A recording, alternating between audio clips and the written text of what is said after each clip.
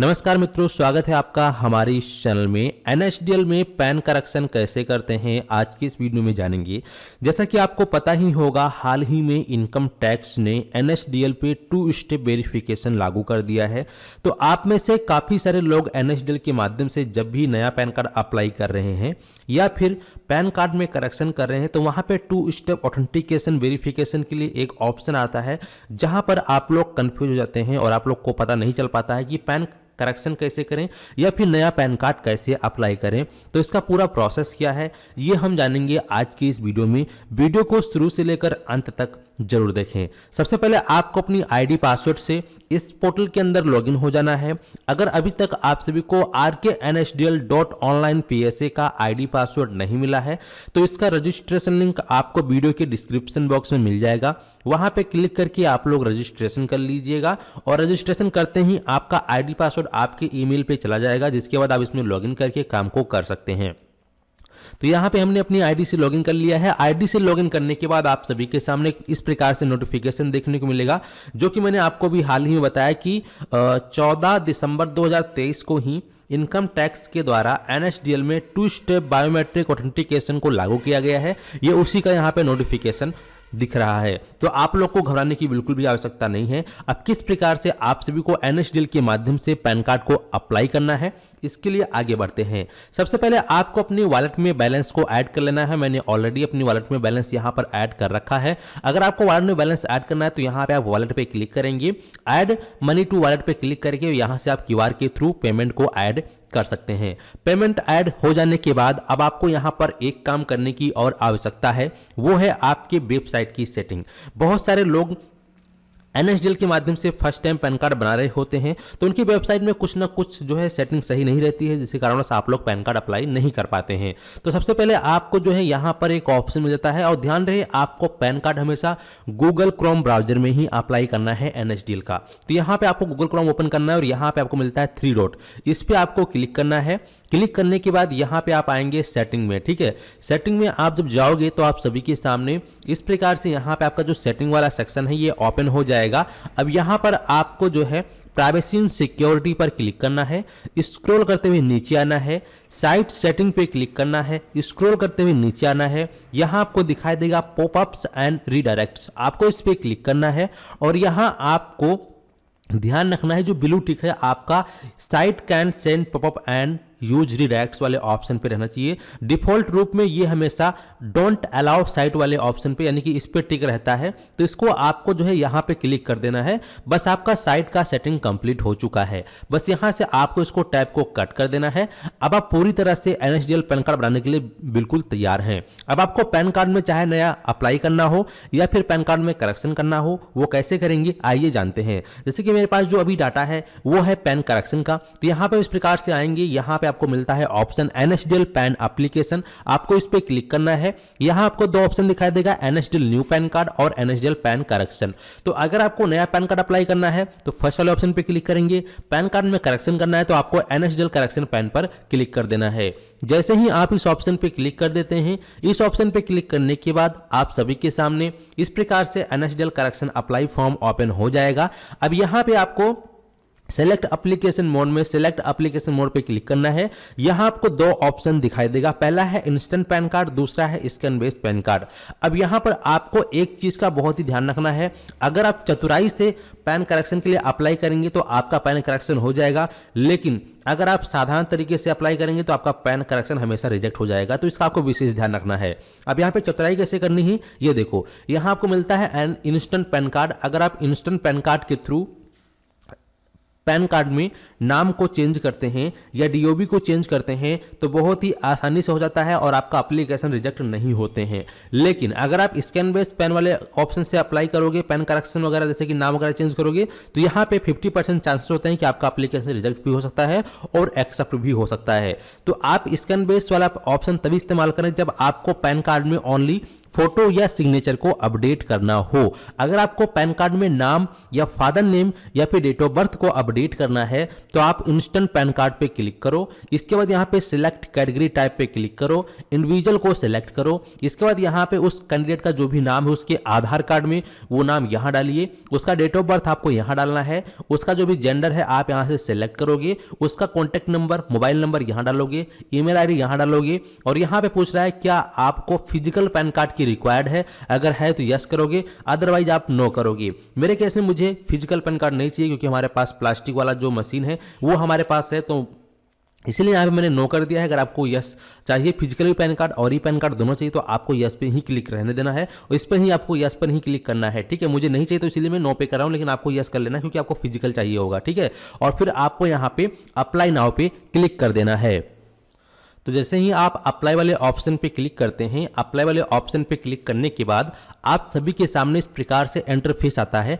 अब यहीं पे काफ़ी सारे लोग कंफ्यूज हो जाते हैं क्योंकि वो फर्स्ट टाइम अप्लाई कर रहे हैं इसीलिए। ठीक है, तो अब यहाँ पर देखो, चाहे आप नया पैन कार्ड अप्लाई कर रहे हो या फिर पैन कार्ड में करेक्शन कर रहे हो, दोनों केसेस में आपको इसी प्रकार का आपको इंटरफेस देखने को मिलेगा। ठीक है, तो अगर आप first time pan card apply कर रहे हो हमारे पोर्टल से तो आपको करना क्या है, यहाँ पे रजिस्टर नाउ पे क्लिक करना है। अगर आप फर्स्ट टाइम अप्लाई कर रहे हो तो रजिस्टर नाउ पे क्लिक करना है। यहाँ पे आपका जो भी नाम है वो डाल देना है। यहाँ पे जो भी आपका सेंटर का एड्रेस है वो सेंटर का एड्रेस आप यहाँ डाल दोगे और यहाँ पे आपका वही मोबाइल नंबर डालना है जो नंबर आपके आईडी से लिंक है, यानी कि जिस नंबर से आपने आईडी बनाया था अपना वही मोबाइल नंबर यहाँ डालोगे। इसका रिक्वेस्ट ओटीपी पे क्लिक करोगे तो आपके उस नंबर पे ओटीपी जाएगा, वो ओटीपी आप यहाँ डालोगे। वैलिडेट पे क्लिक करोगे तो यहाँ पे आपका ओटीपी वेरीफाइड हो जाएगा। ठीक है, ऐसे ही फिर यहाँ पे आपको अपना वही ईमेल आईडी डालना है जो कि आपकी आईडी में रजिस्टर्ड है और फिर यहाँ पे रिक्वेस्ट ओटीपी पे क्लिक करना है, अपना वही ओटीपी डालोगे और वैलिडेट पे क्लिक करोगे, ओटीपी वेरीफाइड हो जाएगा, फिर सबमिट पे क्लिक कर देना है।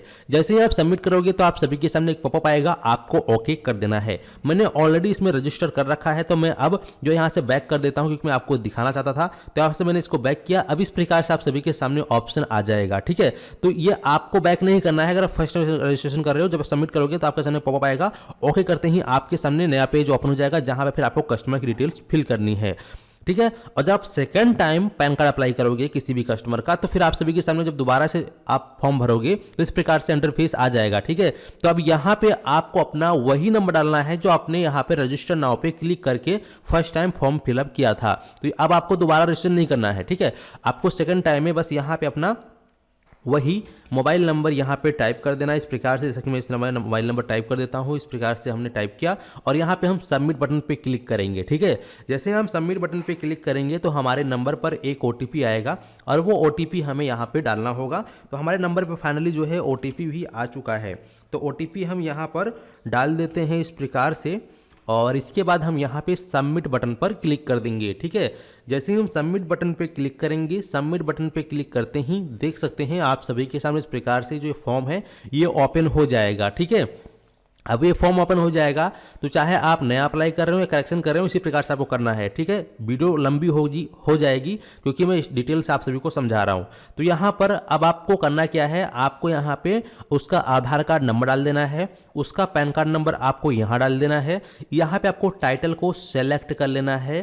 ठीक है, फिर यहाँ पे उसका आधार में जैसा भी नाम है वो नाम आपको यहाँ पे टाइप करना है, उसका लास्ट नेम आपको लास्ट नेम में टाइप करना है, फर्स्ट नेम आपको फर्स्ट नेम में टाइप करना है और अगर कोई मिडिल नेम है तो मिडिल नेम में टाइप करेंगे और अगर सिर्फ सिंगल नेम है, ओनली सिंगल नेम है तो फिर आपको ओनली सर नेम में ही टाइप करना है। ये दोनों आपको छोड़ देने हैं, कोई दिक्कत नहीं है।